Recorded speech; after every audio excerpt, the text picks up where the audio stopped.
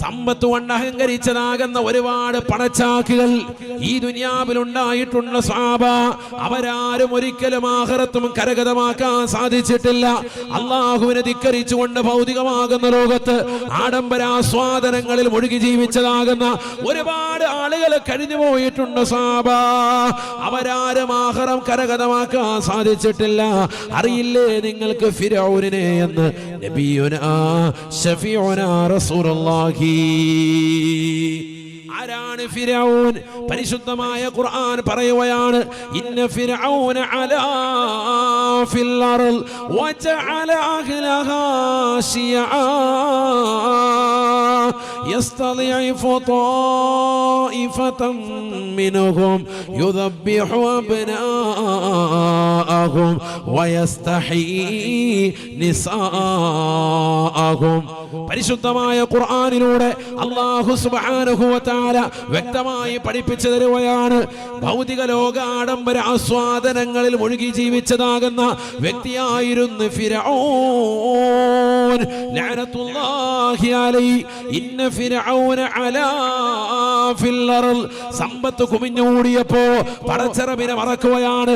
അഹങ്കാരിയായി, ധിക്കാരിയായി, തെമ്മാടിയായി ഭൗതിക ലോകത്ത് വലിയ ഉത്തുംഗമാകുന്ന സോപാനത്തിൽ വിരാജിച്ചുകൊണ്ട് റബ്ബിനെ വെല്ലുവിളിച്ചുകൊണ്ട് ഈ ദുനിയാവിൽ കഴിയുകയാണ്.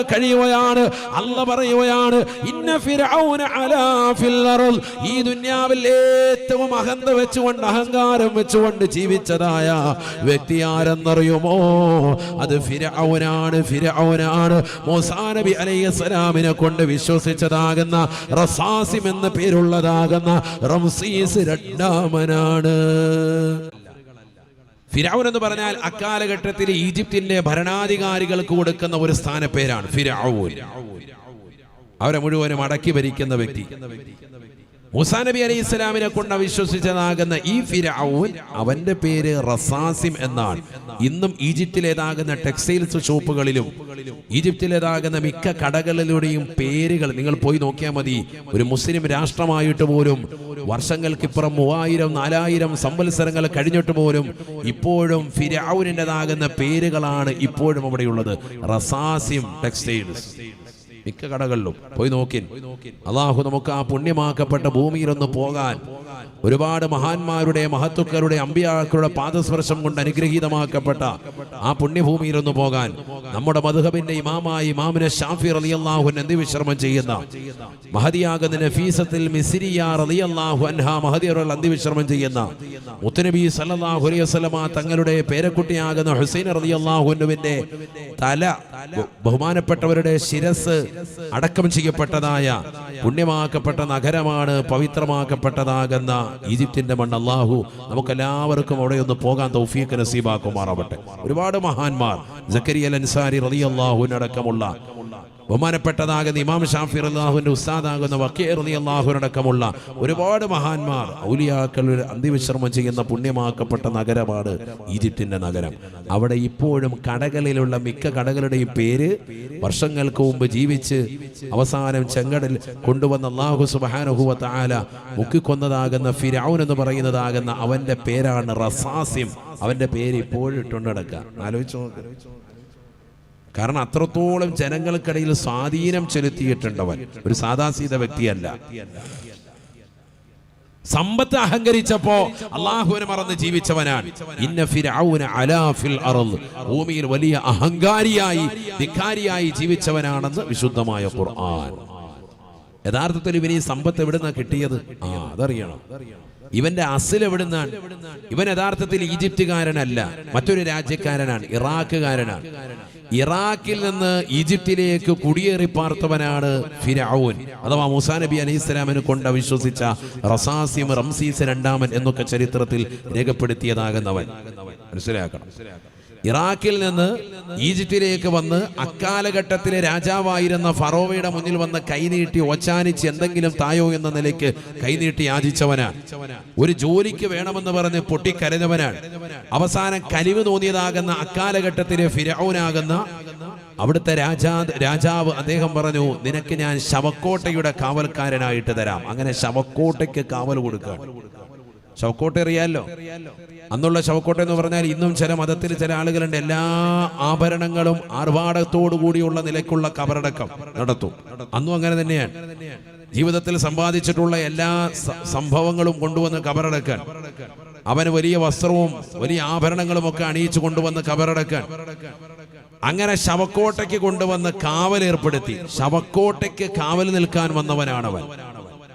അവിടെ നിന്ന് റസാസിം എന്ന് പറയുന്ന അവൻ പിന്നീട് ആളുകളെ കൊണ്ടുവന്ന് കബറടക്കുമ്പോൾ ഓരോ ദിർഹം വീതം കൈക്കൂലിയായി കൈപ്പറ്റാൻ തുടങ്ങി. പണി തുടങ്ങാൻ, ചില്ലറ ഒപ്പിക്കാൻ തുടങ്ങാൻ. ദുന്യാവിനോടുള്ള അമിതമായ ഭ്രമം. രാജാവ് അറിയാതെ തന്നെ പതുക്കെ പതുക്കെ തുടങ്ങാണ് പരിപാടി. കുറച്ചു കാലം കൊണ്ട് കഴിഞ്ഞു രാജാവ് രോഗശൈലിയിലേക്ക് എത്തി നിൽക്കുന്ന സമയത്ത് നാട്ടിൽ വലിയ ഒരു മാരകമാകുന്ന വസൂരി പിടിപെട്ടു. വലിയൊരു രോഗം. ആളുകൾ ഇങ്ങനെ കൂട്ടം കൂട്ടമായി മരിക്കാൻ. 10,000-ന് പുറത്തുള്ള ജനാസ ആ ശവക്കോട്ടയുടെ മുന്നിലേക്ക് വന്നു. അടക്കം ചെയ്യപ്പെടണം.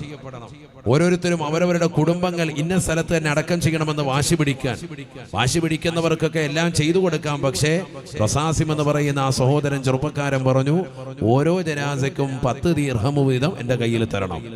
ചിലർക്ക് 25 ആക്കി, ചിലരുടേത് 30 ആക്കി. ഇരട്ടിക്ക് പൈസ വാങ്ങാണ്. കാരണം കുഴിച്ചിടൽ നിർബന്ധമാണല്ലോ. ഒരാൾ മരിച്ചാല് പിന്നെ ആരും പുറത്തു വെച്ചിരിക്കൂല. അതുപോലെയുള്ള സ്നേഹബന്ധം പോലെയല്ല. മരിച്ചാൽ പിന്നെ മണ്ണിൽ കൊണ്ട് അടക്കണം. ശവക്കോട്ടയിൽ കൊണ്ടുവന്ന് അടക്കാൻ വേണ്ടിയൊക്കെ ആളുകൾ കൊണ്ടുവന്ന് കൈക്കൂലി കൊടുത്തു. 10,000-കണക്കിന് ജനാസ അടക്കി തീരുമ്പോഴത്തേക്ക് നാട്ടിലെ ഇടത്തരം വലിയ സമ്പന്നതയിലേക്ക് അവൻ എത്തിയിരുന്നു എന്നാണ് ചരിത്രം പറയുന്നത്. അട്ടുന്ന പൈസ ആവശ്യമില്ലാതെ ചെലവഴിക്കൂല. എപ്പോഴും സൂക്ഷ്മതയുള്ളവനാണ് അവൻ. അതെടുത്തിട്ട് എന്ത് ചെയ്തു? നാട്ടിലുള്ളതാകുന്ന രാജാവിൻ്റെതാകുന്ന കിങ്കരന്മാരായി നിലകൊള്ളുന്ന പട്ടാളക്കാർക്ക് കൈക്കൂലിയായി കൊടുത്ത് പട്ടാളത്തിനുള്ളിൽ പതുക്കെ കയറിപ്പറ്റി. ജോലി അങ്ങോട്ടേക്ക് പതുക്കെ മാറാൻ തുടങ്ങി. പട്ടാളത്തിനുള്ളിൽ നിന്നു പട്ടാളത്തിന്റെ ചിട്ടകളും കാര്യങ്ങളും പഠിച്ചു. അതിന്റെ ഫോഴ്സുകളെ മുഴുവനും അവൻ വശീകരിച്ചു വെച്ചു. അവസാനം കൈക്കൂലി കൊടുത്തുകൊണ്ട് തന്നെ പട്ടാള മേധാവി സ്ഥാനം സൈന്യാധിപനായി അവൻ കയറി. അങ്ങനെ കയറി നിലകൊള്ളുന്ന സമയത്താണ് അക്കാലഘട്ടത്തിലേതാകുന്ന രാജാവ് ഫിർഔൻ മരണമടയുന്നത്.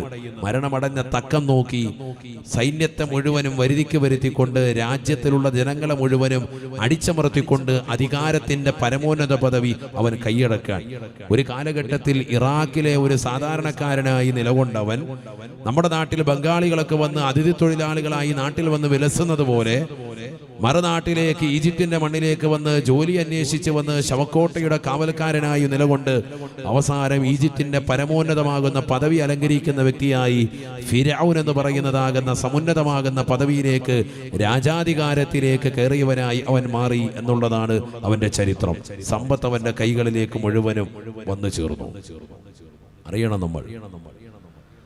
അതാണ് ഖുർആനിൽ അല്ലാഹു സുബ്ഹാനഹു വ തആല ഇതുപോലെ വേറൊരു വ്യക്തിയും പറഞ്ഞിട്ടില്ല. ഏകാധിപതിയും സ്വേച്ഛാധിപതിയുമായി ഭരണം നടത്തിയിരുന്ന വ്യക്തിയാണ് ഫിർഔൻ. ഇന്നും ലോകത്ത് പല രാഷ്ട്രീയ പ്രമുഖർ പോലും ഡിവൈഡ് ആൻഡ് റൂൾ എന്ന നിലയ്ക്ക് ഭിന്നിപ്പിച്ച് ഭരിക്കുന്നതാകുന്ന തരത്തിലേക്ക് ജനങ്ങളെ എത്തിക്കാൻ കാരണം ഫിർഔനിൻ്റെതാകുന്ന ഭരണപരിഷ്കാരമായിരുന്നു എന്നുള്ളതാണ് ഖുർആൻ മനസ്സിലാക്കി തരുന്നത്. ജനങ്ങളെ ഭിന്നിപ്പിച്ച് ഭരിക്കുക, ജനങ്ങളെ പല തട്ടിലാക്കി മാറ്റുക. ഇതാരാണ് ആദ്യം തുടങ്ങി വെച്ചത്? ഫിർഔനാണ്. ബിസ്മില്ലാഹിർ റഹ്മാനിർ റഹീം. ഇന്ന ഫിർഔന അലാ ഫിൽ അർദ് വജഅല അഹ്ലഹാ ശിയആ. പരിശുദ്ധമായ ഖുർആനിലൂടെ അല്ലാഹു ഉറപ്പെടുത്തുകയാണ്, ദുനിയാവിൽ അഹന്തയുടെ അഹങ്കാരത്തിന്റെ ജീവിതം നയിച്ചു എന്ന് മാത്രമല്ല,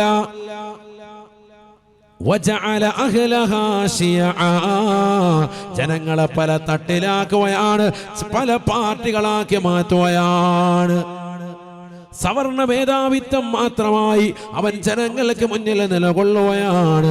സവർണരാകുന്ന ആളുകൾക്ക് മാത്രമേ, അഥവാ നാട്ടിലുള്ള ഏറ്റവും ധനികരാകുന്ന ജനങ്ങൾക്ക് മാത്രമേ അവൻ മുഖദർശനം നൽകാറുള്ളൂ.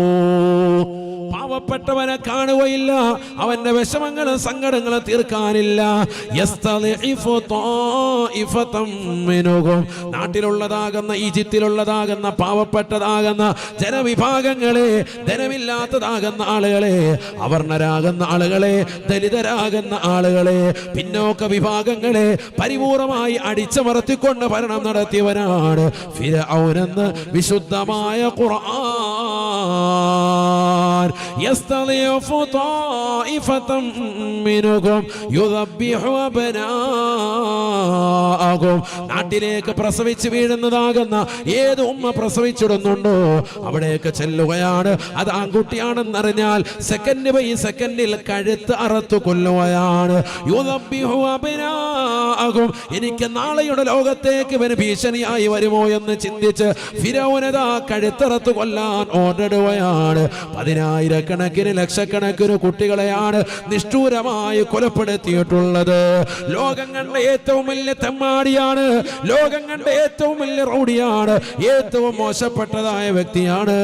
പരിശുദ്ധമായ ഖുർആൻ അടയാളപ്പെടുത്തുകയാണ്. തീർന്നില്ല. അഹങ്കാരിയായി ജീവിക്കുക മാത്രമല്ല, ധിക്കാരിയായി ജീവിക്കുക മാത്രമല്ല, ജനങ്ങളെ മുഴുവനും ഭിന്നിപ്പിച്ച് ഭരിക്കുക മാത്രമല്ല, അവൻ പാവപ്പെട്ടതാകുന്ന കുട്ടികളെ ആൺകുട്ടികളാണെന്നറിഞ്ഞാൽ അറുകുല നടത്തുക മാത്രമല്ല, പെൺകുട്ടികൾക്ക് ജീവിക്കാൻ അനുവദിക്കുകയും അവരുടെ മാനത്തിന് വില പറയുകയും ചെയ്യുകയാണ്. വലിയ വലിയ ആഭരണങ്ങൾ അണിഞ്ഞുകൊണ്ട് നടക്കുന്നവനാണ്, ആർഭാടകരമാകുന്ന ജീവിതം നയിക്കുന്നവനാണ് ഫിർഔൻ ലഅനത്തുല്ലാഹി അലൈഹി. മാത്രമല്ല പരിശുദ്ധമായ ഖുർആനിലൂടെ അല്ലാഹു ഓർമ്മപ്പെടുത്തുകയാണ്. അവൻ ലോകരോട് വിളിച്ചു പറഞ്ഞുവത്രേ, അന റബ്ബുകുമുൽ അലാ. ഈ ലോകത്തിന്റെ സൃഷ്ടികർത്താവ്, ഈ ലോകത്തിന്റെ ജഗന്നിയന്താവ്, ഈ ലോകത്തിന്റെ പരിപാലകൻ, ഈ ലോകത്തിന്റെ സർവേശ്വരൻ, ഈ ലോകത്തിന്റെ സർവാധിപതി, ഈ ലോകത്തുള്ള സർവ്വജീവജാലങ്ങൾക്കും ആഹാരം കൊടുത്ത് നിലകൊള്ളുന്നവൻ ഞാനാണ്. അന റബ്ബുകുമുൽ അലാ, അന റബ്ബുകുമുൽ അലാ.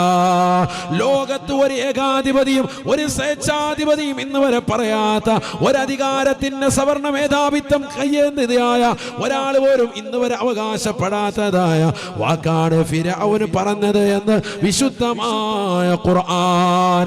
ഇന്നും പാവപ്പെട്ട അവർണരെ, ഇന്നും പാവപ്പെട്ട ദലിത് വിഭാഗത്തെ, ഇന്നും പാവപ്പെട്ട മുസ്ലിമീങ്ങളിലുള്ള പിന്നോക്ക വിഭാഗങ്ങൾക്ക് കൊടുക്കേണ്ട അവകാശങ്ങൾ ധ്വംസിച്ചുകൊണ്ട് നിലകൊള്ളുന്നതായ രാഷ്ട്രീയ തമ്പുരാക്കന്മാർ ഇന്നും രാജ്യത്തിലുടനീളമുണ്ട്. വ്യക്തമായി നമുക്ക് തിരിച്ചറിവുള്ളതാണ്. എന്നാൽ പഠിച്ചു വെക്കണേ, അവർ പോലും അവകാശപ്പെടാത്തതായ ഒരു വാക്കാണ് ഫിർഔൻ ലോകത്തോട് പറയുന്നത്. അന റബ്ബുകുമുൽ അലാ, അന റബ്ബുകുമുൽ അലാ. ഞാനാണ് ഏറ്റവും ഉന്നതനായ റബ്ബ്, ഏറ്റവും സംരക്ഷകൻ ഞാനാണ്, ലോകം മുഴുവനും അടക്കി ഭരിക്കാൻ ശേഷിയുള്ളവൻ ഞാനാണ്. അവൻ ലോകത്തോട് വാദിച്ചുകൊണ്ട് നിലകൊണ്ടു എന്ന് വിശുദ്ധമായ ഖുർആൻ. തീർന്നില്ല. ഈജിപ്തിലൂടെ നദിയിലൂടെ ഒഴുകുന്ന, ഈജിപ്തിന്റെ ഓരത്തിലൂടെ ഒഴുകുന്നതായ ലോകത്തെ ഏറ്റവും നീളമുള്ളതാകുന്ന നദിയില്ലേ നൈൽ എന്ന് പറയുന്ന അതിശ്രേഷ്ഠമാക്കപ്പെട്ടതാകുന്ന നൈൽ നദിയെ കുറിച്ച് അവൻ ലോകത്തോട് പറയുകയാണ്. അല്ലയോ ജനങ്ങളെ, ഈ കാണുന്നതായ നൈൽ നദിയില്ലേ, വഹാദിഹിൽ അൻഹാറു തജ്രീ മിൻ തഹ്തി. എന്റെ ആജ്ഞ മൂലമാണ് ഇത് നടക്കുന്നത്, എന്റെ ചുവട്ടിലൂടെയാണ് ഇത് ഒഴുകുന്നത്. ഞാൻ പറഞ്ഞത് കൊണ്ടാണ് ഇത് മനോഹരമായി ഒഴുകുന്നത്. നോക്കൂ നിങ്ങൾ, അഹങ്കാരിയായി ധിക്കാരിയായി വർത്തിച്ചു എന്ന് മാത്രമല്ല, ഞാനാണ് റബ്ബ് എന്ന് വാദിക്കുക മാത്രമല്ല, നൈൽ നദിയെക്കുറിച്ച് അതിൻ്റെതാകുന്ന അധികാരം എൻ്റെ കൈകളിലാണ് എന്നും അവൻ സമർത്ഥിക്കാൻ. ഈജിപ്തിലെ എല്ലാവർക്കും വലിയ ഇഷ്ടമുള്ള ഒരു നദിയാണ് നൈൽ നദി. ലോകത്തെ ഏറ്റവും നീളമുള്ള നദിയാണ്. മനസ്സിലാക്കണം. ആരെങ്കിലും പറയാറുണ്ടോ? നമ്മുടെയൊക്കെ രാജ്യത്ത് ആരെങ്കിലും അവകാശപ്പെടാറുണ്ടോ ഗംഗ, യമുന ഇതൊക്കെ എന്റെ അധീനതയിൽ ഒഴുകുന്നതാണ്? ആരെങ്കിലും പറയാറുണ്ടോ? ഭാരതപ്പുഴ എന്റെ അധീനതയിൽ ഒഴുകുന്നതാണ്, അല്ലെങ്കിൽ മഞ്ചേശ്വരത്തൂടെ ഒഴുകുന്നത്, നമ്മുടെ നാടുകളിൽ ഒഴുകുന്നതാകുന്ന തോടുകൾ ഇതൊക്കെ എന്റെ അധീനതയിലാണ്? ആരെങ്കിലും പറയാറുണ്ടോ? ഒരാളും പറയാറില്ല. ലോകത്തെ ഏറ്റവും നീളം കൂടിയതാകുന്ന നദിയുടേതാകുന്ന ഒഴുക്കിനെ അവൻ അവകാശപ്പെട്ടു, ഇതെന്റെ ആജ്ഞപ്രകാരം ഓടുകയാണ്. എന്നാൽ നിങ്ങൾ അറിയണം, നൈൽ നദിയെക്കുറിച്ച് ഇന്നും ശാസ്ത്രം ഗവേഷണം നടത്തുന്നു, നിരീക്ഷണം നടത്തുന്നു. ലോകം മുഴുവനും വലിയ പരീക്ഷണങ്ങളും ഗവേഷണങ്ങളും ഒക്കെ കാണിച്ചു വെച്ചിട്ടുണ്ടെങ്കിൽ പോലും നൈൽ നദിയുടെ ഉത്ഭവം എവിടുന്നാണെന്ന് ഇന്ന് വരെ ശാസ്ത്രം കണ്ടെത്തിയിട്ടില്ല. ആദരവായ റസൂലുള്ളാഹി സ്വല്ലല്ലാഹു അലൈഹി വസല്ലം തങ്ങൾ പറയുന്നു, നൈൽ നദി അതിന്റെ ഉത്ഭവം സ്വർഗത്തിൽ നിന്നാണെന്ന് നബി മുഹമ്മദ് മുസ്തഫ. അല്ലാഹു മനസ്സിലാക്കാൻ തൗഫീഖ് നൽകട്ടെ. ലോകത്ത് ഇന്ന് വരെ ഒരാളും പറഞ്ഞിട്ടില്ല. ശാസ്ത്രം ഇത്രയേറെ പരീക്ഷണങ്ങളിലും നിരീക്ഷണങ്ങളിലും പരിവേഷണങ്ങളും ഒക്കെ നടത്തി ബഹിരാകാശ രംഗത്ത് ചന്ദ്രയാൻ 3 അയച്ച് വലിയതാകുന്ന വിക്ഷേപണം നടത്തി കൊയ്തതാകുന്ന ഇന്ത്യ അടക്കമുള്ളതാകുന്ന മുഴുവൻ ആളുകളും, ലോകത്തുള്ള മുഴുവൻ ശാസ്ത്രജ്ഞന്മാരും ആ വിഷയത്തിൽ മുട്ടുമടക്കുന്നു. ഓരോ വെള്ളത്തിനും അതിന്റെ ഒരു ഉത്ഭവം വേണം. നൈൽ നദിയുടെ ഉത്ഭവം ഇന്ന് വരെ കണ്ടെത്തിയിട്ടില്ല. 1400 വർഷം മുമ്പ് പരിശുദ്ധ പ്രവാചകൻ നബി മുഹമ്മദ് മുസ്തഫ സല്ലല്ലാഹു അലൈഹി വസല്ലമ തങ്ങൾ പറഞ്ഞു, തെരഞ്ഞന്വേഷിച്ച് നിങ്ങൾ പോകേണ്ടതില്ല, അതിന്റെ ഉത്ഭവം സ്വർഗമാണ്, അർശിന്റെ താഴ്ഭാഗത്ത് നിന്ന് ഒഴുകുന്ന നദിയാണ് നൈൽ എന്ന് നബി മുഹമ്മദ് മുസ്തഫ. എവിടുന്നാണെന്ന് കണ്ടെത്താൻ പറ്റിയിട്ടില്ല. ഇത്രയേറെ പരീക്ഷണങ്ങളൊക്കെ നടത്താനുള്ളതാകുന്ന സംവിധാനങ്ങൾ ഉണ്ടായിട്ട് പോലും മനസ്സിലാക്കണം. അതുകൊണ്ടാണ് ആ നദിയെ കുറിച്ച് തന്നെ ഫിർഔൻ പറയുന്നത്, ഹാദിഹിൽ അൻഹാറു തജ്രി മിൻ തഹ്തി അഫലാ തഅഖിലൂൻ. നിങ്ങൾ മനസ്സിലാക്കണം, ഇതെന്റേതാകുന്ന ചുവടോടുകൂടി നടക്കാൻ ഞാൻ പറയുന്നത് കൊണ്ടാണ് ഈ വെള്ളം ഇവിടെ ഒഴുകുന്നത് എന്നവൻ അവകാശപ്പെട്ടു. ഇത്ര അഹങ്കാരിയായ മനുഷ്യൻ ലോകത്തൊരു മനുഷ്യനുണ്ടായിട്ടില്ല.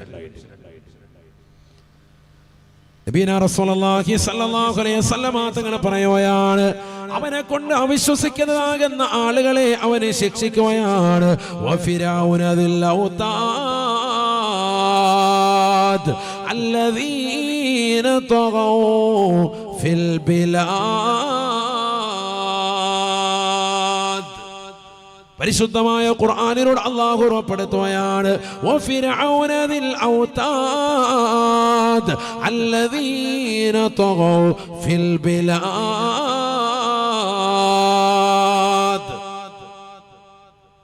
ഫിർഔനിനെ കൊണ്ട് അവിശ്വസിക്കുന്നതാകുന്ന പാവപ്പെട്ടതാകുന്ന മുസ്ലിമീങ്ങളെ അവൻ കടന്നു പിടിക്കുകയാണ്. അവരെ കൊണ്ടുവന്ന് മരുപ്പച്ചയിലേക്ക് കടക്കുകയാണ്, മരുഭൂമിയിലേക്ക് കടത്തുകയാണ്, പരിപൂർണമായി വസ്ത്രമടിച്ചെടുക്കുകയാണ്, ചുട്ടുപഴുത്ത മണലാരുണ്യത്തിലേക്ക് കടത്തുകയാണ്. അവരെ വേദനിപ്പിക്കുകയാണ്. ശരീരമാസകലം പൊള്ളലേറ്റതാകുന്ന അവരെ വീണ്ടും അതാ പച്ച മരപ്പലകയുടെ മുകളിലേക്ക് കടത്തുകയാണ്. തല മുതൽ കാലിന്റെ നഖം വരെ ആണി കൊണ്ട് അടിക്കുകയാണ്. വഫിർഔന ദിൽ ഔതാദ്. അല്ലാഹു പറയാൻ, ആണിയുടയവനായ ഫിർഔൻ എന്ന് പറഞ്ഞാൽ തൊട്ടതിനും പിടിച്ചതിനൊക്കെ ആണിയെടുക്കും. ആരെങ്കിലും എതിര് പറഞ്ഞാൽ വേഗം അങ്ങോട്ട് കൊന്നുകളയാൻ പറയൊന്നുമില്ല. കൊന്നുകളഞ്ഞാൽ അപ്പൊ തന്നെ എന്ത് ചെയ്യുക, റോഴ് പോവാണല്ലോ, ഇഞ്ചിഞ്ചായിട്ട് കൊല്ലാണ്. ഒരാളെ കൊണ്ടുവന്നിട്ട് മരുഭൂമിയിൽ കൊണ്ടുവന്ന് ആദ്യം കടത്തും തുണിയില്ലാതെ. അപ്പൊ ചുട്ടുപഴുത്തിട്ട് മേലാകെ പൊള്ളി ഹറാബായിട്ടുണ്ടാവും. എന്നിട്ട് അവിടുന്ന് പിന്നെ കൂടെ എടുത്തിട്ട് നേരെ കൊണ്ടുവന്ന് പലകയുടെ പുറത്തോട്ട് കടത്തിയിട്ട് എന്ത് ചെയ്യാൻ, കൈയുടെ വിരലുകൾ ഇങ്ങനെ ഓരോ വിരലിന്റെ ഭാഗത്ത് ഇങ്ങനെ ആണി അടിച്ചടിച്ചടിച്ചടിച്ചടി ഇങ്ങനെ കൊണ്ടുപോകും. ഇവിടുന്ന് ഇങ്ങനെ അടിക്കും, തലക്കടിക്കും, ഇവിടുന്ന് ഇങ്ങനെ അടിക്കും, നെഞ്ചത്തെല്ലാം അടിക്കും. വലിയ ആണികളാണ്. അല്ല നമ്മൾ കാണുന്ന മറ്റേ ചെറിയ സ്കൂട്ടർ, ചെറിയ സാധനമൊന്നും അല്ല, വലിയ ആണി. ഓരോ ഏത് പാർട്സിന് പറ്റിയതാണോ അതിന് പറ്റിയ സൈസ് വലിയ ആണി കൊണ്ടുവന്ന് അടിച്ചടിച്ച് കയറ്റുകയാണ്. അതിനവന് കിങ്കരന്മാർ റെഡിയാണ്. കാരണം പട്ടാളത്തെ മുഴുവനും അടക്കി ഭരിക്കാൻ അവന്റെ മുകളിലേക്ക് ഇനി ഒരാളുമില്ല, എല്ലാവരെയും അടക്കി ഭരിച്ച് നിലകൊള്ളാൻ. ഖുർആൻ പറയുന്നു, ഫിർഔന ദിൽ ഔതാദ്, ആണിയുടയവനാകുന്ന ഫിർഔനായിരുന്നു അവൻ. പറയാൻ ഒരുപാടുണ്ട് അവന്റെ കുരുത്തക്കേടുകൾ. ചുരുക്കി പറഞ്ഞാൽ, സമ്പത്ത് അള്ളാഹു കൈവെള്ളയിലേക്ക് കൊടുത്തപ്പോ അള്ളാഹുവിനെ മറന്നു എന്ന് മാത്രമല്ല, ഞാനാണ് റബ്ബ് എന്ന് വാദിച്ചു. അവിടെയാണ് വിഷയം. ഞാൻ അഹങ്കരിച്ച് വലിയ ആളായിട്ട് നടക്കല്ല. സമ്പത്ത് കൂടുമ്പോൾ സ്വാഭാവികമായി അഹങ്കാരം വരും. അങ്ങനെയാണല്ലോ. പണ്ട് പള്ളിക്കകത്ത്, മണ്ണൻകുഴി പള്ളിക്കകത്തിരുന്ന് ദിക്ർ ചൊല്ലി ഉസ്താദിനോട് ദിക്റും വാങ്ങിയിട്ട് സലാത്തും ചൊല്ലി നടന്നതാകുന്ന മനുഷ്യൻ ഒരു സുപ്രഭാതത്തിൽ വലിയതാകുന്ന ധനികനായപ്പോ അള്ളാഹയെ മറന്നുകൊണ്ട് ജീവിക്കുന്ന ആളുകൾ നമ്മുടെ സമൂഹത്തിൽ ധാരാളം ഇല്ലേ? ഉണ്ട്. പിന്നെ പള്ളിയില്ല, പള്ളിക്കാരില്ല, മാസവരിയില്ല, മദ്രസയ്ക്ക് വരുമാനമില്ല, ഒരു കാര്യത്തിന് ഹാജിയാരില്ല. ഹാജിയാരുടെ വീട്ടിലേക്ക് ചെല്ലുമ്പോൾ ഹാജിയാർ ഓടിക്കുക. അള്ളാഹു മുളക്കാക്കുമാറാവട്ടെ. പണം കൂടുമ്പോൾ അഹങ്കാരിയായി മാറും. ഞാൻ വലിയ സംഭവമാണ്, എൻ്റെ കാൽച്ചുവട്ടിലാണ് എന്തൊക്കെ ഓടുന്നത് എന്നൊരു തോന്നൽ വരും. അത് തന്നെയാണ് ഫിരൗനും വന്നത്. കാൽച്ചുവട്ടി കൂടെ നൈൽ നദി ഓടുന്നതായിട്ട് തോന്നി. അല്ലാഹു നമ്മളെ കാക്കുമാറാവട്ടെ. അതുകൊണ്ട് പണക്കാരനാകാൻ ശ്രമിക്കരുത് എന്നാണ് ഖുർആൻ പറഞ്ഞത്. അതുകൊണ്ട് എന്ത് പറ്റി? പരിശുദ്ധമായ ഖുർആനിലൂടെ അല്ലാഹു പറയുകയാണ്, അന റബ്ബുക്കുമൽ അലാ, ഞാനാണ് ഉന്നതനായ റബ്ബ് എന്ന് വാദിച്ചുകൊണ്ട് നിലകൊണ്ടതാകുന്ന ഫിരൗൻ, ഫഅഖദഹുല്ലാഹു നകാലൽ ആഖിറതി വൽ ഊലാ, ഫഅഖദഹുല്ലാഹു നകാലൽ ആഖിറതി വൽ ഊലാ. വരുന്നതാകുന്ന ജനവിഭാഗങ്ങൾക്കും കഴിഞ്ഞുപോയ ജനകോടികൾക്കും മാതൃക എന്നോണം അല്ലാഹു സുബ്ഹാനഹു വ തആല വീട്ടിലുള്ള എലികളെ കൊണ്ടുവന്ന് വെള്ളത്തിൽ മുക്കിക്കൊല്ലുന്നത് പോലെ, വീട്ടുകാരെ മുക്കിക്കൊല്ലുന്നത് പോലെ അല്ലാഹു സുബ്ഹാനഹു വ തആല കൊണ്ടുവന്നവനെ ചെങ്കടലിൽ മുക്കിക്കൊന്നില്ലയോ? ഫിർഔനെ അല്ലാഹു കൊന്നുകളയുകയാണ്. വെള്ളത്തിൽ എലിക്കുഞ്ഞിനെ കൊന്നുകളയുന്നത് പോലെ നിന്യമായി നിസാരമായി അല്ലാഹു സുബ്ഹാനഹു വ തആല കൊന്നുകളഞ്ഞു എന്ന് മാത്രമല്ല, കാലം അവന്റെ ബോഡിയെ ഇന്നും അല്ലാഹു സൂക്ഷിക്കുകയാണ്. ഈജിപ്തിൽ നിങ്ങൾ പോയി നോക്കണേ, അവിടെ മ്യൂസിയത്തിൽ അവന്റെ ശരീരം വ്യക്തമായി കാണാൻ സാധിക്കുകയാണ്. ജനകോടികൾ വന്നുകൊണ്ട് ടിക്കറ്റ് എടുത്തുകൊണ്ട് അകത്തളത്തിൽ കയറിയിട്ട് മ്യൂസിയത്തിൽ കിടക്കുന്ന ആ ഫിർഔനിന്റെ ശരീരം ഒന്ന് കാണുകയാണ്. ഈ വിനീതനം പലവട്ടം കണ്ടുപോയിട്ടുണ്ട്. നമുക്കൊന്ന് കാണണം. എന്തിനു വേണ്ടിയിട്ടാണ്? ആദരവായ റസൂലുള്ളാഹി സ്വല്ലല്ലാഹു അലൈഹി വസല്ലമ തങ്ങൾ പറയുകയാണ്, മൂസാ നബി അലൈഹി സലാമിനെ കൊണ്ട് അവിശ്വസിച്ചതാകുന്ന ഫിറഔൻ ഒരു സാദാസീത വ്യക്തിയല്ല, അഹങ്കാരിയായി ധിക്കാരിയായി നടന്നു എന്ന് മാത്രമല്ല, പണത്തിന്റെ പളവളപ്പിൽ വിരാജിച്ചുകൊണ്ട് നടന്നു എന്ന് മാത്രമല്ല, ഞാനാണ് റബ്ബി എന്ന് വാദിച്ചുകൊണ്ട് നിലകൊണ്ടവനാണ്, ഞാനാണ് രക്ഷിതാവ്, ഈ ലോകം മുഴുവനും നടക്കുന്നത് എന്നിലൂടെയാണ് എന്ന് അഹന്ത വെക്കാനുള്ള കാരണം പണത്തിന്റെ പളവളപ്പിൽ വിരാജിച്ചതിന്റെ കാരണമാണ്. ലോകം മുഴുവനും മാതൃകയാക്കാൻ വേണ്ടി ഫഅഖദഹുല്ലാഹു നകാലൽ ആഖിറതി വൽ ഊലാ. വരാനിരിക്കുന്ന ജനകോടികൾക്കും കഴിഞ്ഞുപോയ ജനസഹസ്രങ്ങൾക്കും വലിയ പാഠമായിട്ട് അല്ലാഹു അവന്റെ ശരീരത്തെ സൂക്ഷിക്കുകയാണ്. ഇന്നും നിങ്ങൾക്ക് പോയി നോക്കിയാൽ അവൻ കിടക്കുന്ന കിടപ്പ് വ്യക്തമായി കാണാൻ പറ്റുന്നതാണ്. എന്തിനാണ് പ്രിയപ്പെട്ട മുസ്ലിമത്തെ അല്ലാഹു ഈ രീതിയിൽ ഒരു പരീക്ഷണം അവന് നൽകിയത്? സമ്പത്ത് കൊണ്ട് പടച്ച റബ്ബിനെ മറന്നതിന്റെ കാരണമാണ്, അഹങ്കാരിയായി ജീവിച്ചതിന്റെ കാരണം കൊണ്ടാണ്. സമ്പത്തുണ്ടാകുന്നതിൽ തെറ്റില്ല, പക്ഷെ അള്ളാഹയെ മറന്ന് ജീവിക്കും, അതാണ് അപകടം. അള്ളാഹു നമ്മളെ കാക്കുമാറാവട്ടെ. അങ്ങനെയാണ് കാശ് വന്ന ആളുകളുടെ ഒക്കെ അവസ്ഥ തന്നെയാണ്. ഖാറൂനിനെ കുറിച്ച് അല്ലാഹു പറയുകയാണ്, ഖാറൂൻ ലോകം കണ്ട ധനികരുടെ പട്ടികയിൽ ഒന്നാമത്തെ വ്യക്തിയല്ലേ ഖാറൂൻ എന്ന് നബി മുഹമ്മദ് മുസ്തഫ. ആരാണ് ഖാറൂൻ? ഖാറൂനിന് നൽകിയ സമ്പത്ത് പോലെ ലോകത്തൊരു മനുഷ്യനും അല്ലാഹു നൽകിയിട്ടില്ല. നീ മനസ്സിലാക്കിയതുപോലെ കേരളത്തിലെ ഏറ്റവും വലിയ ധനാഢ്യനായ എം.എ. യൂസുഫ് അലിയെ പോലെ എനിക്കൊന്നാകണമെന്നുള്ള അടങ്ങാത്ത ആഗ്രഹത്തിൽ രാപകലും പാടത്തും പറമ്പത്തും പട്ടിണി കിടന്നുകൊണ്ട് പണിയെടുക്കുന്ന, പ്രവാസ ലോകത്ത് എല്ലുമുറുകെ പണിയെടുക്കുന്ന പ്രിയപ്പെട്ട സഹോദര, ഒരിക്കലും നിനക്ക് അത്തരത്തിലുള്ള തരത്തിലേക്ക് എത്താൻ സാധിക്കില്ലെങ്കിലും നിന്റെ ജീവിതത്തിൽ വലിയതാകുന്ന താല്പര്യവും അതിനുവേണ്ടിയുള്ള പരിശ്രമവും നീ നടത്തുന്നുണ്ട് എങ്കിൽ അറിയണേ പ്രിയപ്പെട്ട മുസ്ലിമത്തെ, സ്വന്തം ഭർത്താവിനെ കൊണ്ട് എല്ലുമുറകെ പണിയെടുപ്പിക്കുന്ന മണ്ണുംകുടിയിലുള്ള പ്രിയപ്പെട്ട സഹോദരി, നീ പഠിച്ചു വെക്കേണ്ട പാഠമാണ്. ആരാണ് ഖാറൂൻ? ലോകം കണ്ട ഏറ്റവും വലിയ ധനികനായിരുന്നു എന്ന് നബി മുഹമ്മദ് മുസ്തഫ. ആരാണ് ഖാറൂൻ? 72 ഒട്ടകങ്ങൾക്ക് വഹിക്കാൻ മാത്രമുള്ള നിധി കുംഭാരങ്ങളുടെ താക്കോൽ കൂട്ടമുണ്ടായിരുന്നു ഖാറൂൻ എന്ന ലോകം കണ്ട ഏറ്റവും വലിയ മുതലാളിക്കെന്ന് വിശുദ്ധമായ ഖുർആൻ. മനസ്സിലാക്കണം, 72 ഒട്ടകങ്ങൾക്ക് വഹിക്കാൻ മാത്രമുള്ള നിധി കുംഭാരങ്ങളുടെ താക്കോൽ കൂട്ടം. താക്കോല് എത്ര ഒട്ടകങ്ങൾ വഹിക്കും? 72 ഒട്ടകം. ഒരൊട്ടകം എന്ന് പറഞ്ഞാൽ 2 നാഷണൽ പെർമിറ്റ്, 2 വണ്ടി ലോറി നമ്മൾ പറയത്തില്ല, വലിയ ലോറികൾ രാത്രി പോകുന്ന കണ്ടിട്ടില്ല, വലിയ ലോറി. അങ്ങനത്തെ വലിയ ലോറിക്കുള്ളതാകുന്ന 2 ലോറിയുടെ വെയിറ്റ് വരെ ഒട്ടകം വലിച്ചുകൊണ്ട് പോകും. ഒട്ടകത്തിനൊന്നും വിഷയമൊന്നുമല്ല. അപ്പൊ 72 ഒട്ടകങ്ങൾക്ക് വഹിക്കാൻ മാത്രമുള്ള നിധികളല്ല, സ്വർണവും വെള്ളിയുമല്ല, രത്നങ്ങളും പവിഴങ്ങളും ഒക്കെ സൂക്ഷിച്ചു വെച്ചിട്ടുള്ളതാകുന്ന അതിൻ്റെതാകുന്ന താക്കോൽ കൂട്ടം തന്നെ 72 ഒട്ടകങ്ങൾക്ക് വഹിക്കാൻ മാത്രം ഉണ്ടായിരുന്നു. ഖുർആൻ വ്യാഖ്യാതാക്കൾ പറയാണ്. സുബ്ഹാനല്ലാഹ്. അപ്പൊ എത്രയാണ് പൈസ അവന്റെ, എത്രയാണ് കാശ്? ഇവിടെ ആകെ 10 ലക്ഷം രൂപയും ഉണ്ട്, ലോകം കണ്ട ജാടയും. അള്ളാഹു നമ്മളെ കാക്കുമാറാവട്ടെ. നമ്മുടെയൊക്കെ അവസ്ഥ അതാണ്. നടത്തും ഇരുപ്പവും കൂട്ടും സൂട്ടൊക്കെ ഇട്ട് നടക്കുന്ന കണ്ടു കഴിഞ്ഞാൽ പടച്ചവനെ. അള്ളാഹു നമ്മളെ കാക്കുമാറാവട്ടെ. ഒരു മൈൻഡും ഇല്ല, അസ്സലാമു അലൈക്കും ഇല്ല, വലൈക്കും അസ്സലാമും ഇല്ല. ഭയങ്കര കാശുകാരനാണ് മുതലാളി എന്ന് പറഞ്ഞ് നടക്കുന്നത്. മുതലാളി കേട്ടോ, ഇതിനു മുമ്പ് ഒരു മുതലാളി ഇവിടെ വന്നു പോയിട്ടുണ്ട്. ഖുർആൻ പറയുന്നു ആ മുതലാളിയുടെ പേരാണ് ഖാറൂൻ. എന്തു പറ്റിയവൻ? അവസാന സമ്പത്ത് കൊണ്ട് അഹങ്കരിക്കുകയാണ്, പടച്ചറബിനെ മറക്കുകയാണ്, ഇബാദത്തില്ല, നമസ്കാരമില്ല, തഖ്വയില്ല, കള്ളുകുടിയാണ്, ലഹരി നുണയാണ്. തന്റെ പ്രിയപ്പെട്ടതാകുന്ന നാട്ടിലുള്ള സുന്ദരികളാകുന്ന പെൺകുടികളുടെ മാനത്തിന് സ്വർണ്ണ നാണയം കൊടുത്തിട്ട് വില പറയാൻ തുടങ്ങിയത്രേ. ഖാറൂൻ എന്ന ലോകം കണ്ട ഏറ്റവും വലിയ പണക്കാരനാകുന്ന തെമ്മാടിയായ മനുഷ്യൻ അവൻ ചെയ്ത നീചവൃത്തിയാണ്.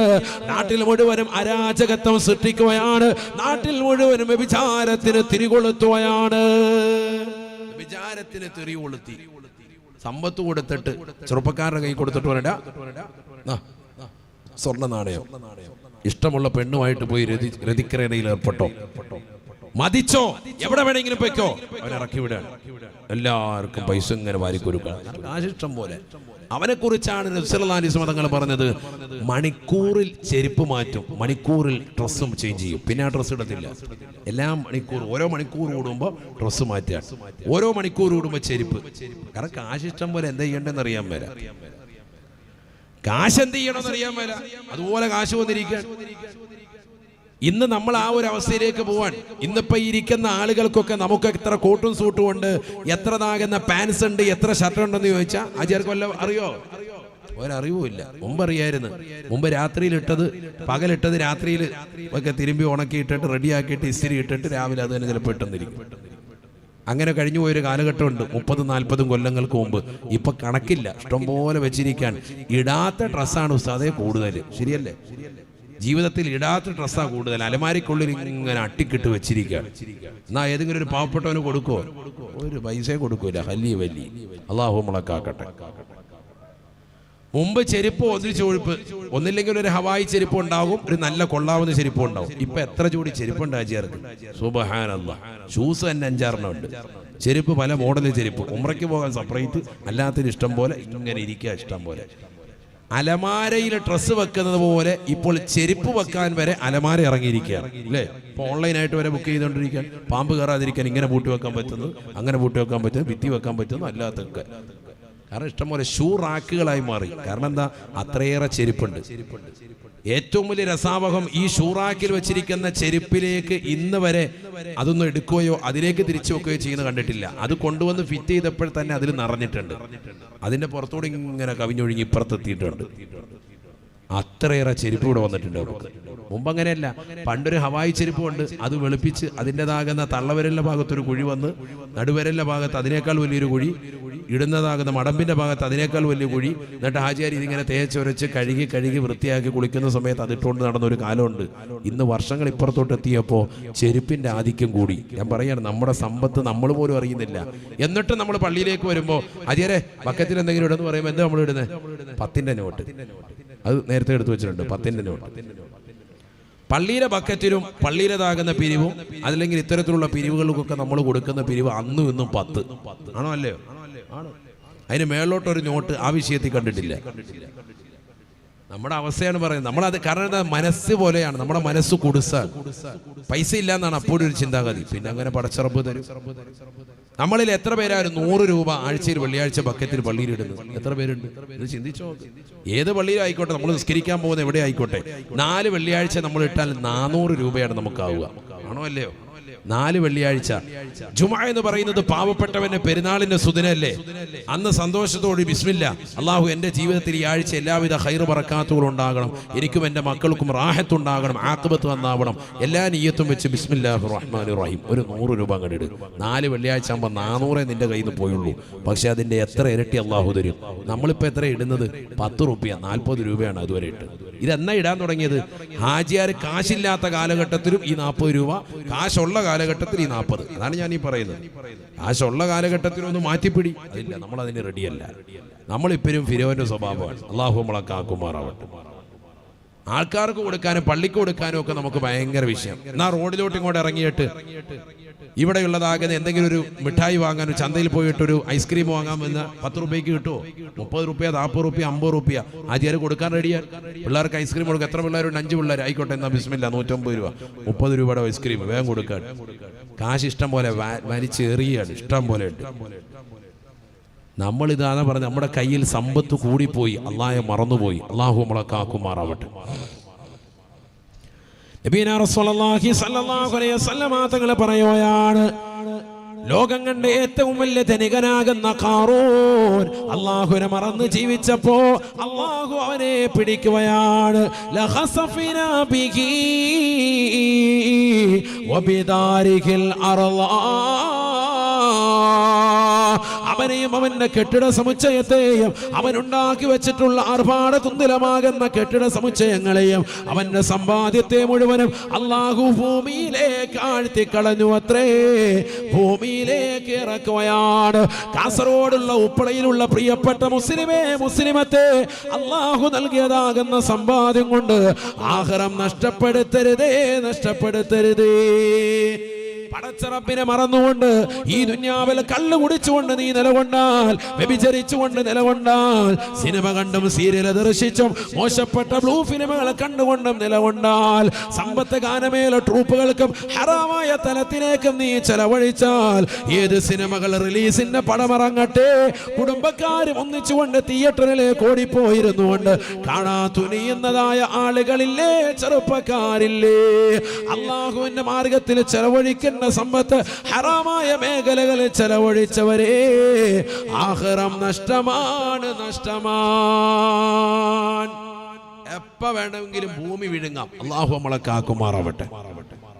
ലോകം കണ്ട ഏറ്റവും വലിയ ധനികന്റെ സമ്പത്തും അവനും എവിടെയായിപ്പോ ഉള്ളത്? ഭൂമിയിലേക്ക് അള്ളാഹു അവനെ വിഴുങ്ങിക്കളഞ്ഞു. ഈ ആയത്ത് വിശദീകരിച്ച് മുഫസ്സിരീങ്ങൾ പറയുന്നു, ഇപ്പോഴും നമ്മൾ ഈ സംസാരിക്കുന്ന 2024 ഈ ഡേറ്റിൽ പോലും ഖാറൂൻ ഭൂമിയിലേക്ക് അവനും അവന്റെ കെട്ടിട സമുച്ചയങ്ങളും ഇഞ്ചിഞ്ചായി താഴേക്ക് ഇങ്ങനെ ഇറങ്ങിക്കൊണ്ടിരിക്കുകയാണ്, 7ാം ഭൂമിയുടെ അടിത്തട്ടിലേക്ക് പോയിക്കൊണ്ടിരിക്കുകയാണ് എന്ന് മുഫസ്സിരീങ്ങൾ വിശദീകരിച്ചിട്ടുണ്ട്. അള്ളാഹു നമ്മളെ കാക്കട്ടെ. ഇതിന്റെ അർത്ഥം എന്താ? അഹങ്കാരിയാകുന്ന മനുഷ്യന് എപ്പോഴും അള്ളാഹു പാഠം കൊടുക്കാണ്. ദുന്യാവ് കൊണ്ട് അഹങ്കരിച്ചവൻ, ദുനിയാവ് കൊണ്ട് അഹങ്കരിച്ചവൻ, അവനെയും അവന്റെ കെട്ടിട സമുച്ചയങ്ങളെ മുഴുവൻ അള്ളാഹു ഇല്ലാതാക്കി. നമ്മൾ വലിയ അഹങ്കാരിയായിട്ട് നടന്നാൽ റബ്ബ് സുബ്ഹാനഹു വ തആല ഒരു സെക്കൻഡ് കൊണ്ട് ഇല്ലാതാക്കും. വലിയ വീട്, വലിയ കാറ്, ഇതൊന്നും അള്ളാഹ്ക്ക് ഇതൊന്നുമല്ല, റബ്ബ് തന്നതാണിത്. അതുകൊണ്ടാണ് അള്ളാഹു പറയുന്നത്, വഅൻഫിഖൂ മിമ്മാ റസഖ്നാകും, നാം നിങ്ങൾക്ക് നൽകിയതിൽ നിന്ന് വേണം നിങ്ങൾ എപ്പോഴും സദഖ കൊടുക്കാൻ. അത് ഓർക്കണം നിങ്ങൾ. നാമാണ് നിങ്ങൾക്ക് സമ്പത്ത് നൽകിയത്. ഒരു കാലഘട്ടത്തിൽ 30 വർഷം മുമ്പ് വീടില്ല, വാഹനമില്ല, സ്വന്തമായി സ്ഥലമില്ല. ഈ മണ്ണംകുടി എന്ന് പറയുന്ന ദേശത്ത് കുറഞ്ഞ വീടുകൾ മാത്രം.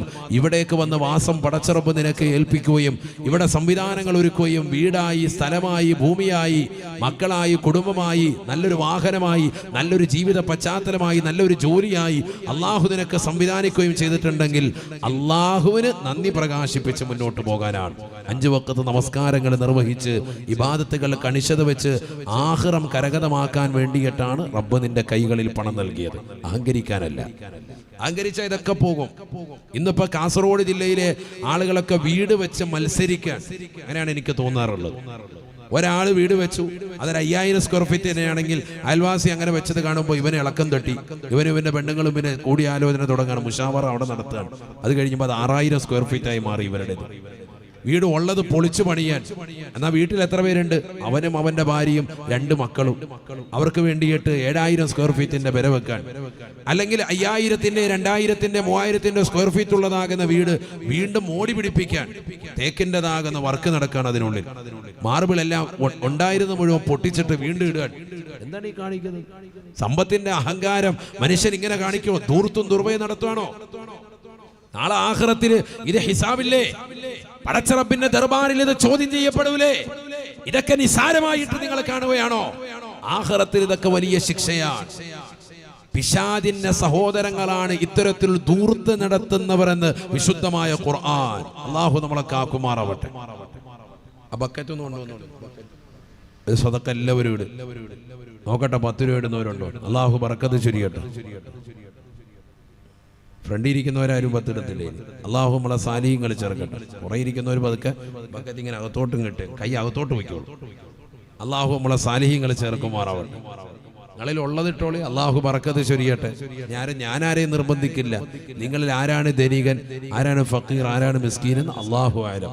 നമ്മുടെ കൈകളിൽ ഉള്ളത് കൊടുക്കിൻ. അള്ളാഹു ബറക്കത്ത് ചൊരിയട്ടെ. ഒരു 100 രൂപ ഇട്ടതുകൊണ്ട് നമുക്ക് ഒരു കുറവും വരൂല. ആഖിറത്തിൽ വലിയ അത് കൂലിയായി മാറും. അള്ളാഹു സ്വീകരിക്കുമാറാവട്ടെ. നല്ല നിയ്യത്തിൽ ഇൻഷാ അല്ലാഹ് ഇട്. അള്ളാഹു സ്വീകരിക്കട്ടെ. സുർലരീഹൽ മുസ്തഫ വാസിദ് ഇഖാമ തംബിഹി സുർത ഹമീം സാവിയൻ അൻ قلبك زلزال زال لا إله إلا الله لا إله إلا الله محمد رسول الله. അല്ലാഹു ഞങ്ങളുടെ സദഖകൾ നീ സ്വീകരിക്കണേ അല്ലാഹ്. എന്ത് ലക്ഷ്യത്തിലാണോ ഈ സദഖ നൽകുന്നത്, ആഖിറത്തിലേക്ക് ഉപകാരമുള്ളതാക്കണേ അല്ലാഹ്. ആ ലക്ഷ്യങ്ങൾ പരിപൂർണമായി പൂവണിക്കണേ അല്ലാഹ്. അപകടങ്ങളെ തൊട്ട് ദുരിതങ്ങളെ തൊട്ട് കാവൽ നൽകണേ അല്ലാഹ്. പരലോക ജീവിതത്തിൽ സന്തോഷവും റാഹത്തും നൽകണേ അല്ലാഹ്. വിഷമങ്ങളെല്ലാം നീക്കണേ അല്ലാഹ്. റാഹത്തായ ജീവിതം സാധ്യമാക്കണേ അല്ലാഹ്. കടബാധ്യതകളിൽ നിന്ന് സംരക്ഷണം നൽകണേ അല്ലാഹ്. ഉള്ള കടങ്ങൾ വീട്ടാനുള്ള മാർഗങ്ങൾ തുറസാക്കണേ അല്ലാഹ്. ഒരുപാട് ഉദ്ദേശ ലക്ഷ്യങ്ങൾ ഞങ്ങൾക്കുണ്ട്. ഈ മജ്‌ലിസിൽ തന്നെ പങ്കെടുക്കുന്നത് മുറാദുകൾ ഹാസിലാകാനാണ്. ഞങ്ങളുടെ സദുദ്ദേശങ്ങൾ പൂർത്തീകരിക്കണേ അല്ലാഹ്. ഇവിടെ അടക്കം ചെയ്യപ്പെട്ടിട്ടുള്ള സയ്യിദത്ത് മുത്തുബീബി റളിയല്ലാഹു അൻഹാ മഹദി അവരുടെ ദറജ ഉയർത്തണേ അല്ലാഹ്. അവരുടെ പൊരുത്തം ഞങ്ങൾക്ക് നൽകണേ അല്ലാഹ്. അവരുടെ മദദിലായി ഹിഫ്ളിലായി ഹിമായത്തിലായി ഞങ്ങളുടെ ജീവിതം വഴി നടത്തണേ അല്ലാഹ്. അവരുടെ തണലിലായി മരണവും സാധ്യമാക്കണേ അല്ലാഹ്. ഏതെല്ലാം ലക്ഷ്യങ്ങൾ ഞങ്ങളുടെ മനസ്സിലുണ്ടോ ആ മുറാദുകൾ മുഴുവൻ ഹാസിലാക്കി തരണേ അല്ലാഹ്. ആഖിബത്ത് നന്നാക്കി നൽകണേ അല്ലാഹ്. അല്ലാഹു നമ്മുടെ സദഖകൾ സ്വീകരിക്കട്ടെ. അല്ലാഹു സ്വീകരിക്കുമാറാവട്ടെ. അവ സമ്പത്ത് കൂടുക അതിന്റെ ആവശ്യമില്ല. സമ്പത്ത് ഒനിയാവാതിരിക്കാൻ വേണ്ടിയിട്ടാണ് നമ്മുടെ ജീവിതം വേണ്ടത് എന്ന് പറഞ്ഞാൽ വലിയ ധനാഢ്യനാകണ്ടെന്നർത്ഥം. കാര്യങ്ങൾ നടന്നു പോയാൽ മതി. അതാരാ കാര്യങ്ങൾ നടന്നു പോകുന്ന വ്യക്തി? മിസ്കീനാണ്. ഫഖീർ മിസ്കീന് 2 തസ്തികയുണ്ട്. അത് രണ്ടും 2 തന്നെയാണ്. ഇന്നമസ്സദഖാതു ലിൽ ഫുഖറാഇ വൽ മസാകീൻ والعاملين عليها والمؤلفة قلوبهم وفي الرقاب والغارمين. സമ്പത്ത് കൂടുന്നതായ ആളുകൾ അവർ പഠിച്ചു വെക്കണേ. ആഖിറത്തിൽ ഹിസാബാണ്. അതുകൊണ്ട് നമുക്ക് മിസ്കീനായാൽ മതി. മിസ്കീനും ഫഖീറും രണ്ടും രണ്ടാണ്. ഫഖീർ എന്ന് പറഞ്ഞാൽ തീർത്തും ദരിദ്രനായ വ്യക്തി. ശരിക്കും ശ്രദ്ധിക്കണേ. ഞാൻ ഒരുപാടൊന്നും നീട്ടിപ്പോവില്ല. ഒരു അരമണിക്കൂർ ഇരിക്കൂല. എല്ലാവരും ഇരിക്കൂല ഇൻഷാ അല്ലാഹ്. ഇരിക്കുന്നുള്ളവരുന്ന് കൈ ഉയർത്തിക്കാൻ നോക്കട്ടെ. അല്ലാഹു ബറക്കത്ത് ചൊരിയട്ടെ. ശരിക്കും ശ്രദ്ധിക്കുക, നല്ലതുപോലെ ശ്രദ്ധിക്കുക. ദരിദ്രൻ, ഫഖീർ, ഒന്നുമില്ലാത്തവൻ, കയ്യിൽ നയാ പൈസ ഇല്ലാത്തവൻ, അടുത്ത നേരത്തെ ആഹാരത്തിന് വേണ്ടി പ്രയാസപ്പെടുന്നവൻ, അവനാണ് ഫഖീർ, ദരിദ്രൻ. മിസ്കീൻ അങ്ങനെയല്ല. കാര്യങ്ങൾ നടന്നു പോകുന്നുണ്ട്, ബാങ്ക് ബാലൻസ് ഒന്നും ഇല്ല, ഒരുപാട് നീക്കിരിപ്പൊന്നും ഇല്ല എന്നർത്ഥം. അതല്ലേ കൂടുതലുള്ള ആളുകൾ അല്ലേ? അങ്ങനെയുള്ള ആളുകളൊന്ന് കൈവർത്തിക്കാം. മിസ്കീന്മാരുടെ കൂട്ടത്തിലുള്ളവർ മതി. ബാക്കിയെല്ലാം കൊനിയാൻ തോന്നുന്നു. പണക്കാരായ ആളുകളൊന്ന് കൈവർത്തിക്കുക. എത്ര പേരുണ്ടോ നോക്കട്ടെ. പിരിവോയ്ക്കൊന്ന് പേടിച്ചിട്ടായിരിക്കും. അള്ളാഹു നമ്മളെ സാലിഹ്യങ്ങൾ ചേർക്കട്ടെ. അള്ളാഹു സാലിഹ്യങ്ങൾ ചേർക്കട്ടെ. മിസ്കീന്മാര് ഇത്രേ ഉള്ളോ? കുറച്ചു പേരേ ഉള്ളോ? അപ്പൊ ബാക്കിയൊക്കെ ഫക്കീറാണോ? ഫക്കീർ, മിസ്കീന്മാര് ഇടത്തരക്കാരാണ് ചോദിച്ചത്. ഇപ്പൊ കൈയുടെ എണ്ണം കൂടിയിട്ടുണ്ട്. അല്ലാഹു ബർക്കത്ത് ചെയ്യട്ടെ. ഫക്കീർ ആകണ്ട, നമ്മൾ ഏതായാലും മതി മിസ്കീനായാൽ മതി. വനിയുമാകണ്ട, ഏതായാലും മതി മിസ്കീനായാൽ മതി. ഇടത്തരക്കാരിൽ പോവാ, അതാണ് ഏറ്റവും ഖൈർ. അല്ലാഹു തൗഫീഖ് നൽകട്ടെ. കാരണം ഞാൻ നേരത്തെ പറഞ്ഞു, വനിയായാൽ ആഖിറത്തിലെ ഹിസാബ് വലിയ ബുദ്ധിമുട്ടാണ്. അല്ലാഹു നമ്മളെ കാക്കട്ടെ. വർഷങ്ങളോളം കാത്തു നിൽക്കേണ്ടി വരും വിചാരണയ്ക്ക് വേണ്ടി തന്നെ മഹ്ശറയിൽ. നമ്മൾ കരുതുന്ന പോലെ അല്ല മഹ്ശറ, നിസാരമല്ല. അവിടെ നമ്മൾ എന്തും കൊടുത്ത് രക്ഷപ്പെടാൻ നിൽക്കും, എന്തും കൊടുക്കും. സ്വന്തം മക്കളെ വേണമെങ്കിലും കൊടുക്കാം, അള്ളാഹുവിനോട് പറയും. കാരണം മഹ്ശറ ഇങ്ങനെ നേരിട്ട് കാണുകയാണ്. കത്തിച്ചൊലിക്കുന്ന സൂര്യനെ തലയ്ക്ക് മീതെ കൊണ്ടുവന്ന് നിർത്തിയിരിക്കാൻ 3000 വർഷം നിരന്തരമായി കത്തിക്കപ്പെട്ടതാകുന്ന നരകത്തെ അല്ലാഹു സുബ്ഹാനഹു വ തആല മുന്നിൽ നിർത്തിയിട്ട് വിചാരണ ചെയ്യുന്ന വേളയാണ്. എന്തും കൊടുക്കാൻ സന്നദ്ധനാകും. എന്തും തരാം, എന്നെ ഒന്ന് രക്ഷപ്പെടുത്തിയാൽ മതി, ഈ നരകത്തിൽ നിന്ന് എന്നെ ഒന്ന് രക്ഷപ്പെടുത്തണം. അവൻ പറയുന്ന രംഗം അതാണ്.